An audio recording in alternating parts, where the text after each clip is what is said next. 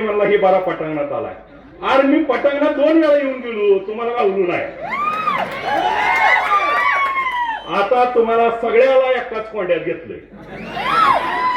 कसा बाहेर निघताय बघतोय. अरे अजून एक लय भारी बोलती. आता भाजपाच्या विरोधात बोललो. अरे आमची लढाई त्यांच्याशी नाहीच. आता महिलांच्या आहेत पण तुमच्याबद्दल नाही.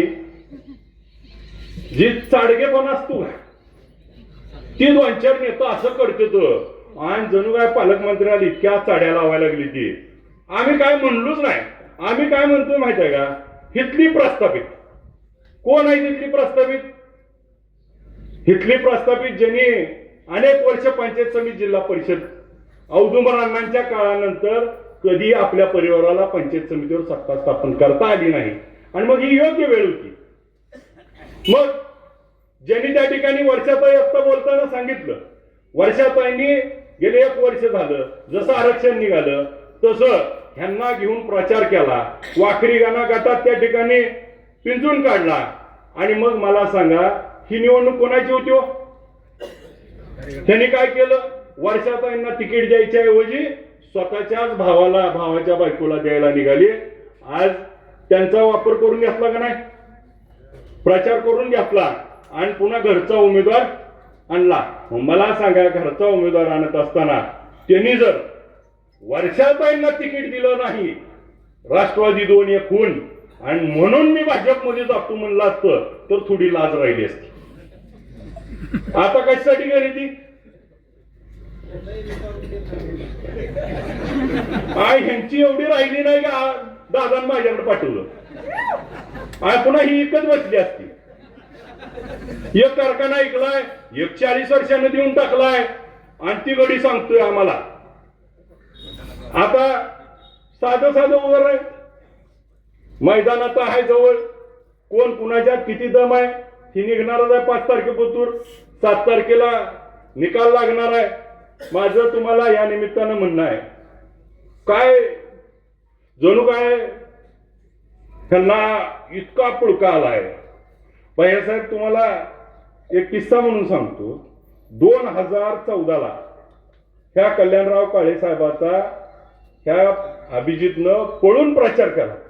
कुणाच्या विरोधात केला? शिंदेच्या विरोधात रात्रंदिवस. आणि आता ही जीव तोडून कोणाविरुद्ध बोलती ती? ज्यानं प्रचार केला आणि ज्याच्या विरोध केला त्याच्यासाठी ज्यानं केला त्यावर बोलती. जनाची नाही तर मनाची आहे गो. आणि मग साध्या गोष्टी आहेत त्या. अभिजित पाटील तुमचा कार्यकर्ताच आहे होता. तुम्हाला आणि आता होता आलं गाव? अभिजित पाटील कार्यकर्ताच आहे. परंतु तो आता या जनतेनं 3,59,000 मताचा प्रतिनिधित्व आहे. आणि त्या ठिकाणी प्रतिनिधी असल्यानंतर एका लोकप्रतिनिधीचं त्या ठिकाणी बोलत असताना आपण तारतम्य पाळलं पाहिजे. आपण वयानं मोठा आहे, आमचं माझी नेता आहात आणि तुम्ही जर आरोसुऱ्याची भाषा केली तर कसं शोभल? आणि पुन्हा आम्ही एखाद्या जर फटीबिटीवर आलो तर सोसायचं नाही हो. आणि गडी सांगतोय पटांगणात आला. अरे 2014ला आम्ही साहेब निवडणूक लढल्यावर त्या डिरीवरती भैया सभा झाली. ही गडी पडल्यावर भाषण करायला उभा राहिला आणि त्या ठिकाणी म्हणला माझं एवढं पैसे गेलं मला लोकांनी मतं दिली नाही. ढसाढसा रडलं. मी त्या दिवशी ठरवलं या रंडोलीच्या मागे जायचं नाही. आणि आपण लढणारा माणूस आहे. हार जीत काय बी होईल. निवडणूक आहे. कुस्तीच्या मैदानात आल्यावर चितपट करेल पण रडत. अरे म्हणलं ह्या आपल्या गाडीला ऐकी जाणार गाड्या.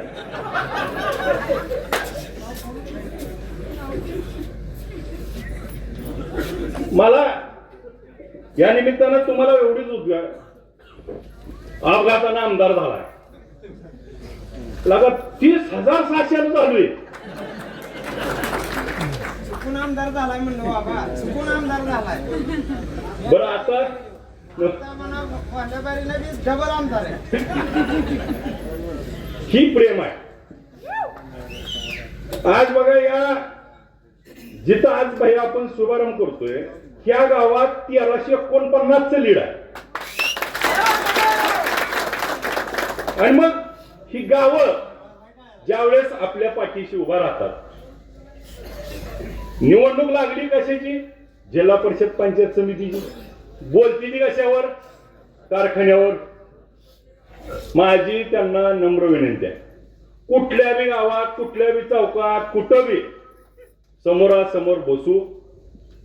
मागचं जर काढलं तर सगळ्याचा हिशोब आहे.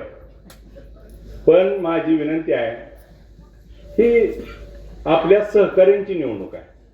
तुम्ही घरातला उमेदवार उभा केला. तिकडचा एक गडी म्हणला होता मुंबईलाच जाऊ देत नाही. आर तुला तिकीट बी कुठलं मिळू देत नव्हतं. आता कोंड्यात घातलंय. ज्या घरानं शरदचंद्र पवार साहेब, यशवंतराव चव्हाण साहेब, विजयसिंह मोहिते पाटील साहेब यांच्या विचारावर पुरोगामी विचार त्या ठिकाणी जपला आणि आयुष्य त्या ठिकाणी खर्ची घातलं, त्या घरातली ही तिसरी पिढी आज त्या ठिकाणी नेमका काय विचार घेऊन त्या ठिकाणी गेली. आणि मग विचार घेऊन जात असताना, स्वतःचा स्वार्थ साधत असताना जर त्या ठिकाणी माझं आणि माझ्या कुटुंबाचं एवढंच बोलत असेल तर त्या ठिकाणी आपल्याला देखील विचार करायची वेळ आहे. मग कल्याणराव काळे साहेब जिल्हा परिषद सदस्य होते. त्यांनी विधान परिषद लढली, विधानसभा लढली, त्या ठिकाणी कारखान्याचं चेअरमन होतं आणि तरी देखील जिल्हा परिषदला त्या ठिकाणी त्यांच्या घरात उमेदवारी पाहिजे. अहो त्याच गटात पंचायत समितीला पडलाय तुम्ही आणि जिल्हा परिषदला उभा लागलाय. म्हणजे काय तुम्ही आता खरी निवडणूक आहे की तुम्हाला चांगला हिंगा दावणार आहेत ही लोक सगळी.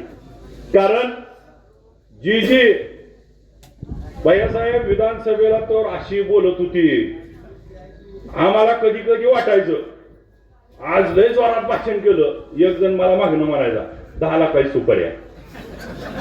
जरा दुसरं जोरात केलंय म्हणायचं आयला 20 लाखावर गेले काय घे.